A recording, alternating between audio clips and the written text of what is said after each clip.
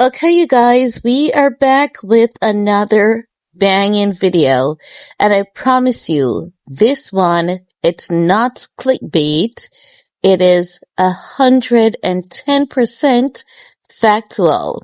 Do you guys remember a few days ago, I did a video talking about his victory lap because countries have been calling him in to have shows to help boost their economy and to get tourists in and all of that jazz?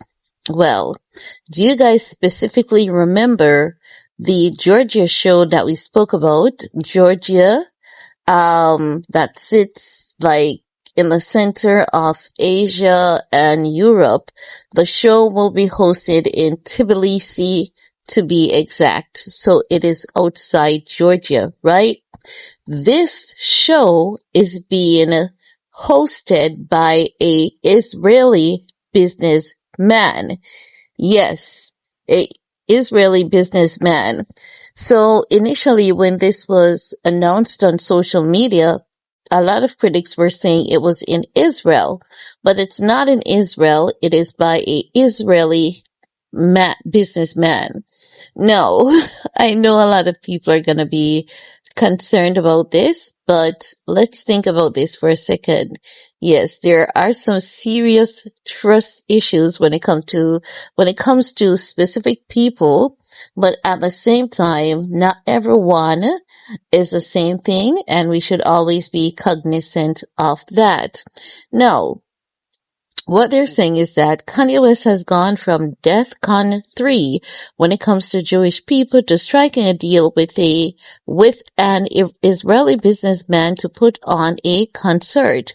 On how the times have changed, the rapper has officially partnered with Guy Beser and Bluestone Production to play a show at Dynamo Arena in Tbilisi, Georgia, and 70,000 tickets for Ye's show sold out within a day, honey.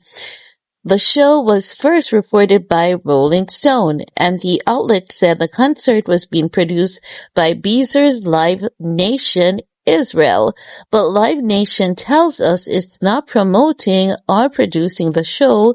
It's all being done by Beser's independent production company, Bluestone. Live Nation tells us it partnered with Beser and BSP in the past, and the promotion giant reportedly bought a majority stake in BSP back in 2017.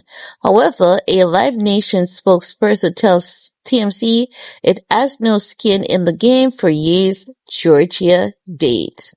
They do, because if they've bought a large portion, they do. No.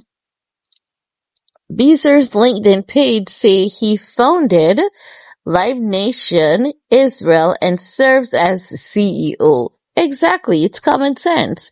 The fact that Ye is willing to work with a guy who founded a company with Israel in the title is a pretty shocking development considering West's ardent anti-Semitic past. Perhaps this move positions him as more of a recovering neo-Nazi. As you know, Ye took out a full-page ad in the Wall Street Journal in January to apologize for his past comments in which he praised Adolf Hitler and other Nazi leaders.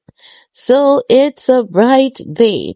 Now they also go into talk about he visited a Jewish human rights center and Dave Chappelle invited him up on stage. A major Hollywood voice welcoming him back to the fold. On the other hand, Jewish entertainers like Seth Rogen and Jon Stewart aren't ready to forgive.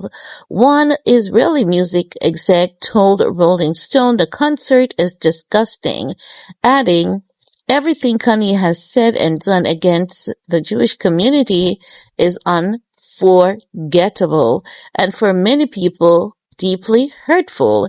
At the same time, it raises difficult questions about where the industry draws the line between business, entertainment, and accountability." And you know what should be added to that? And acknowledging that mental health is really real. And how do we approach challenging and difficult discussions involving mental health, accountability, entertainment, and business? That's what I think should be at the end. But that's just me. Let me know if you guys think the same. Leave your comment below because I want to see what's the feedback on this one. So let's go off in the comment section where we can talk some more. Peace.